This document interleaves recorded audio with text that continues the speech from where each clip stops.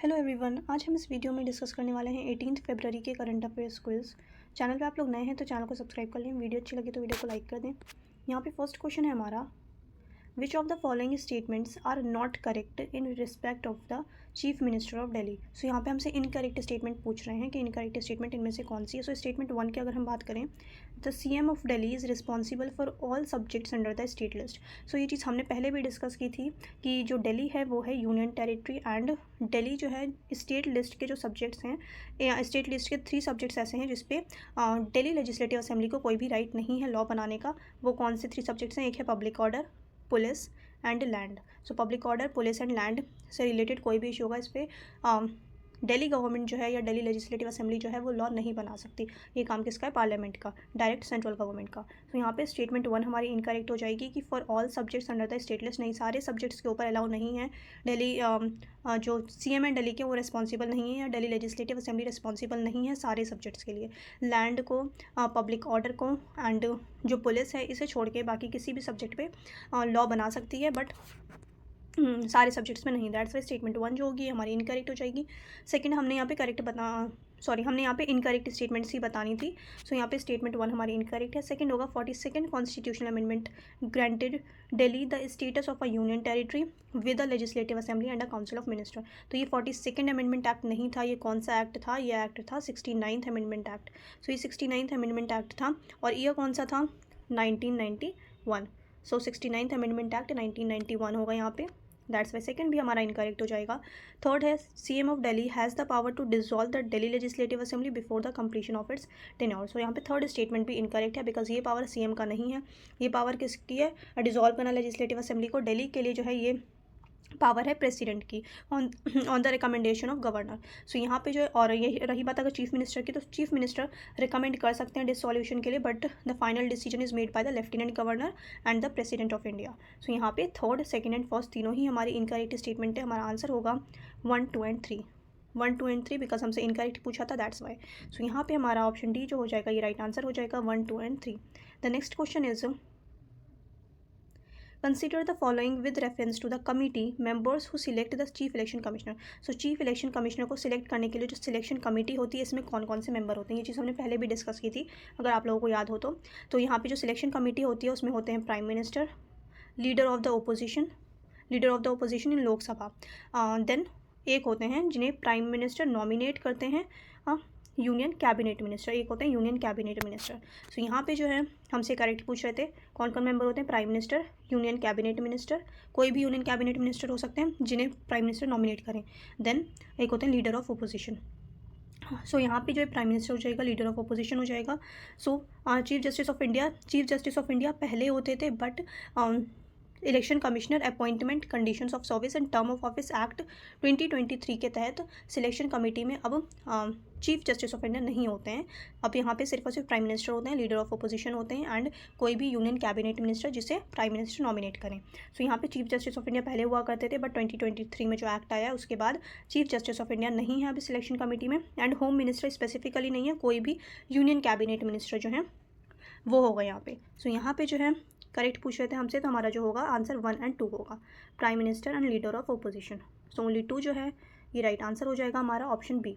The next question is, which of the following was the primary cause of the tulip revolution in Kyrgyzstan in 2005। So first तो आपको ये पता होना चाहिए कि ट्यूलिप रिवॉल्यूशन कौन सी कंट्री में हुआ था, तो ये किर्गिस्तान में हुआ था। कौन से ईयर में हुआ था? ये 2005 में हुआ था। सो ये कुछ छोटे छोटे फैक्ट्स जो हैं जो इंपॉर्टेंट होते हैं। सो ट्यूलिप रिवॉल्यूशन कंट्री कौन सी थी? किर्गिस्तान, और ईयर कौन सा था? 2005। और किस लिए हुआ था ये हुआ था economic disparity and wide spread corruption, बहुत ज़्यादा करप्शन बढ़ गया था, इकोनॉमिक डिस्पैरिटी बढ़ गई थी।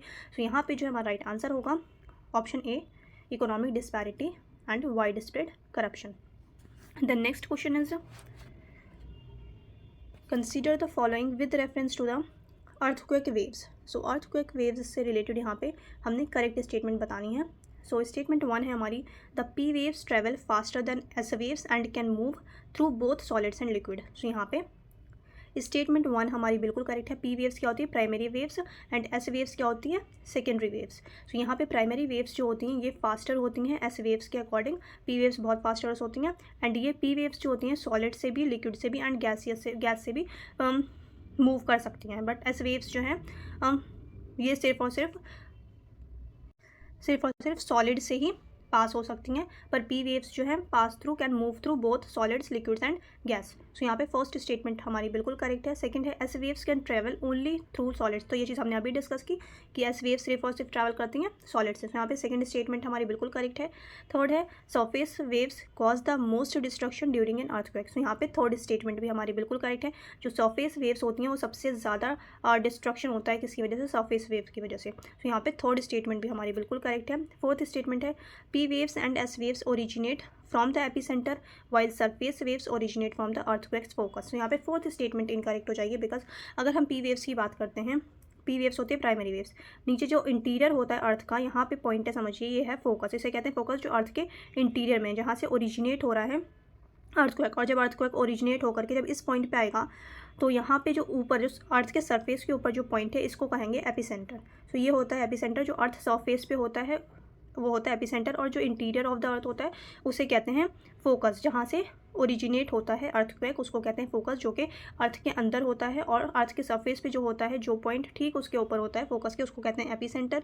सो यहाँ पे एपिसेंटर की अगर हम बात करें तो एपिसेंटर से सरफेस वेव्स मूव करती है, एंड पी वेव जो मूव करती है वो करती है फोकस पॉइंट से, यानी कि इंटीरियर ऑफ द अर्थ से करती है। सो यहाँ पे जो है सरफेस वेव्स ओरिजिनेट कहाँ से होती है, एपिसेंटर से, फोकस से नहीं होती है। दैट्स वाई स्टेटमेंट 4 जो हो जाएगी हमारी इनकरेक्ट हो जाएगी। हमसे करेक्ट पूछ रहे थे, आंसर होगा 1, 2 एंड 3।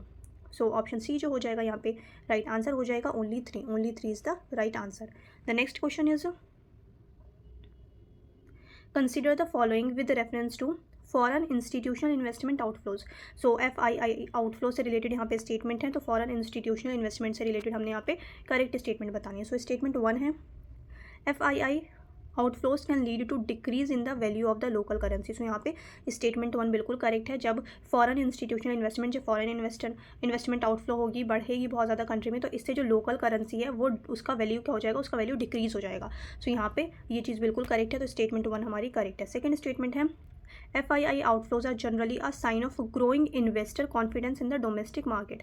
सो यहाँ पे सेकंड जो है ये इनकरेक्ट हो जाएगा, बिकॉज जब फॉरेन इन्वेस्टमेंट होगी कंट्री में ज़्यादा, तो इससे क्या डोमेस्टिक इन्वेस्टर्स जो होंगे, हमारे जो डोमेस्टिक मार्केट में इन्वेस्टर होंगे, क्या उनका कॉन्फिडेंस इंक्रीज़ होगा? नहीं, ऐसा नहीं होगा। इससे क्या होगा कि उनको ऐसा लगेगा उनका कॉम्पिटिशन बढ़ गया, उनका कॉन्फिडेंस लूज़ हो जाएगा। सो यहाँ पे जो सेकेंड स्टेटमेंट हमारा इनकरेक्ट हो जाएगा। देन थर्ड स्टेटमेंट है the primary cause of FII outflows is the increase in global commodity prices. So अगर हम ग्लोबल कमोडिटी प्राइसेस की बात करें तो ये कैपिटल फ्लोज को इन्फ्लुएंस करता है डायरेक्टली, जो है ये फॉरेन इंस्टीट्यूशनल इन्वेस्टमेंट आउटफ्लो को। प्राइमरी इसका ये रीज़न नहीं है। दैट्स वाई स्टेटमेंट थर्ड जो होगी यहाँ पे इनकरेक्ट हो जाएगी, और हमसे करेक्ट पूछ रहे थे, आंसर होगा ओनली 1। सो ऑप्शन ए जो है यहाँ पे राइट आंसर हो जाएगा only 1। The next question is consider the following statements regarding cancer. So cancer से रिलेटेड यहाँ पे हमने करेक्ट स्टेटमेंट बतानी है। सो स्टेटमेंट 1 है हमारी cancer is a single disease with a single cause and cure. So ऐसा नहीं है, ये स्टेटमेंट हमारी इनकरेक्ट हो जाएगी। Cancer is not a single disease, ये कॉम्प्लेक्स ग्रुप ऑफ डिजीज़ है। सो यहाँ पे जो है फर्स्ट स्टेटमेंट हमारी इनकरेक्ट हो जाएगी। सेकेंड है, हमसे यहाँ करेक्ट पूछ रहे हैं, फर्स्ट इनकरेक्ट है। सेकेंड है it typically results from a single mutations in a cell's DNA। तो यहाँ पे सेकेंड स्टेटमेंट भी इनकरेक्ट हो जाएगी हमारी, बिकॉज जो कैंसर है usually develops due to the accumulation of multiple genetic mutations.